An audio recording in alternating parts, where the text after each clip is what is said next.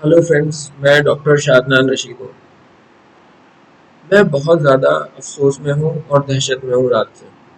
जब से मैंने देखा कि जयपुर एक्सप्रेस में किस तरह से एक शख्स ने 4 लोगों की हत्या कर दी, जिसमें से 3 लोगों को उसने इस बिना पर मारा कि वो मुसलमान थे और उनकी दाढ़ी थी। उसने उनकी दाढ़ी से आइडेंटिफाई करके उनके पॉइंट ब्लैंक रेंज में गोली मार दी। और उससे भी बड़ी बात यह है, जो सबसे खतरनाक बात है वो ये बात है कि वो आरपीएफ में तैनात था। सरकारी बंदूक थी उसके बाद जिससे उसने गोली मारी। और गोली मारने के बाद जब वो एक शख्स जो वीडियो में नजर आ रहा, जो वीडियो वायरल हो रही है, उसके पास खड़े होकर वो भाषण दे रहा कि यहाँ रहना है तो मोदी योगी को वोट देना है। मैं स्तब्ध हूँ। मुझे बहुत अफसोस है और मैं इस तरह की वीडियोस नहीं बनाता, लेकिन क्योंकि मैं खुद ट्रेनों में सफर करता हूँ और मैं अपने आप को इमेजिन वहां पे कर रहा, क्या क्या है ये सब।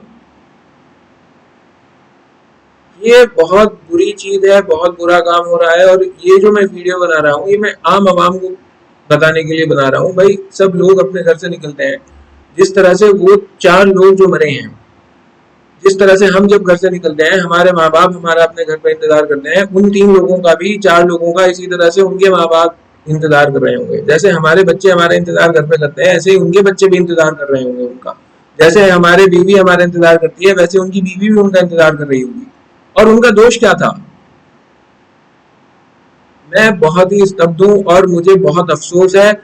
और मैं इस वीडियो के जरिए से हमारे देश के प्रधानमंत्री नरेंद्र मोदी जी से और मुख्यमंत्री योगी जी से ये अपील करता हूँ, ये प्रार्थना करता हूँ कि इस ये जो एक घटना घटी है, इस पर त्वरित कार्रवाई करते हुए, जो ये मुजरिम है, दरिंदा है, जिसने इतना घिनौने कृत्य को अंजाम दिया, त्वरित इस पे जो है मुकदमा चला के इसे फांसी के तख्ते तक लगाया जाए और ये एक नजीर बना दिया जाए। मान लीजिए मैं ट्रेन में सफर कर रहा, एक पुलिस वाला आ रहा, उसके हाथ में बंदूक है, तो क्या अब मुझे उससे डरना चाहिए कि कहीं ये मेरे गोली ना मार दे?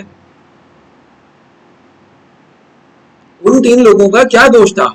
उसकी उससे बहस हो रही थी, उसने उसके गोली मार दी, तो वो क्यों मार दी?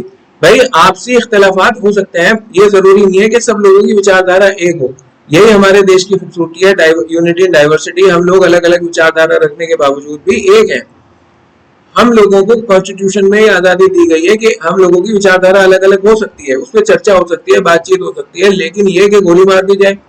और फिर उन 3 लोगों का क्या दोष था? उनके सिर्फ इसलिए गोली मार दी गई क्योंकि उनकी दाढ़ी थी। ये वाकईतन, ये जब से मैंने वो वीडियो देखी तो मुझे दहशत है इस बात की। क्या अब मुझे पुलिस वालों से डरना चाहिए जो हाथ में बंदूक लेके आ रहा हो? क्या मुझे ट्रेन में सफर करना छोड़ देना चाहिए, या फिर मैं अपनी आइडेंटिटी को छोड़ दूं? मैं ये चाहता हूँ कि मेरी वीडियो को आप शेयर करें, बहुत शेयर करें, ये वीडियो वायरल हो और ये हमारे देश की उच्चतम अथॉरिटीज तक जाए। मैं चाहता हूँ ये मेरी आवाज प्रधानमंत्री नरेंद्र मोदी तक जाए। और मेरी उनसे अपील है, मैं उनसे कहना चाहता हूँ कि भाई, हम अपनी आइडेंटिटी नहीं छोड़ेंगे, आप हमारी जो है सुरक्षा को सुनिश्चित करिए। ये कह देना कि वो सर पे रहा था, उसका दिमाग खराब था, वो एक साइकोलॉजिकल बीमार था, तो क्या साइकोलॉजिकल बीमार लोग हमारी आर्म फोर्सेस में भर्ती हो रहे हैं? अगर ये कह दिया जाए तो ये तो उससे भी बड़ी टेंशन की बात है। यही लोग हमारे मंत्रियों की सुरक्षा में लगते हैं, यही लोग एमपीओ की सुरक्षा में लगते हैं। अगर ये माइंडली डिस्टर्ब है, साइकोलॉजिकली डिस्टर्ब लोग अगर भर्तियां हो रही हैं और इनके हाथों में बंदूक थमाई जा रही, तो ये तो उस बंदूक का इस्तेमाल गलत दिशा में करने लगेंगे। भाई, सब लोग ट्रेनों में सफर करते हैं, सब लोग आते जाते हैं, सबको अपनी सुरक्षा सुनिश्चित होना ये सबसे जरूरी है। क्या अब हम लोगों को इनसे डरना पड़ेगा, पुलिस वालों से जो हाथ में बंदूकें लेके आएंगे? बहुत ज्यादा ये अफसोस की बात है। इतनी तमाम चीजें चलती रहती हैं, लेकिन इतनी मुझे वो नहीं होती जितनी इस बात पे हुई। वो 3 लोग बेचारे आराम से जा रहे थे, वैसे तो चारों ही, वो तो चलो बहस भी कर रहा था चौथा आदमी से, और उसने उसके गोली मार दी, ये अपने आप में गलत बात है। और फिर वो जो जा रहा चल के अलग अलग डिब्बों में चलती हुई ट्रेन में, उसने दाढ़ी वाले लड़कों को देख के, मर्दों को देख के उनकी गोली मार दी पॉइंट ब्लैंक रेंज पे। उनकी क्या खता था? और फिर वहां खड़े होकर भाषण भी दे रहा। मेरी अपील यह है हमारे देश के प्रधानमंत्री जी से, हमारे देश के प्रधानमंत्री से, प्रदेश के मुख्यमंत्री जी से और तमाम हायर अथॉरिटीज से कि इसे एक नजीर बना दिया जाए, एक मिसाल बना दिया जाए और त्वरित कार्रवाई करते हुए, त्वरित मुकदमा चलाते हुए इस दरिंदे को मौत की सजा दी जाए। और अगर ऐसा ना किया गया तो मुझे डर है कि कहीं देश के लोगों का देश के कानून से विश्वास न उठ जाए। अब हम सब लोगों को ये पूरी उम्मीद है, हमें न्याय से उम्मीद है, देश की व्यवस्था से उम्मीद है, न्यायपालिका से उम्मीद है, सबसे उम्मीद है कि न्याय अभी जिंदा है। लेकिन अगर इस तरह की घटनाएं बढ़ती हैं और न्याय नहीं मिल पाता तो कहीं ऐसा ना हो, खुदा ना खास्ता, कि देश के लोगों का न्याय से विश्वास उठ जाए। उनके घर वालों का क्या हाल हो रहा होगा। सही सालिम वो बेचारे गए थे और पता लगा कि कुछ बात भी नहीं, तो कुछ भी नहीं, और मर गए। खाम खा गोली मार दी किसी ने। उनकी एक जिंदगी भी एक आदमी की इतनी अहम थी जितनी मेरी जिंदगी अहम है। आप जो सुन रहे हैं, जितनी आपकी जिंदगी अहम है, आप भी ट्रेनों से सफर करते हैं, उनकी भी इतनी अहम थी। जैसे आपके फीलिंग्स हैं, आपके घर वालों के इमोशंस हैं, इसी तरह उनके भी होंगे।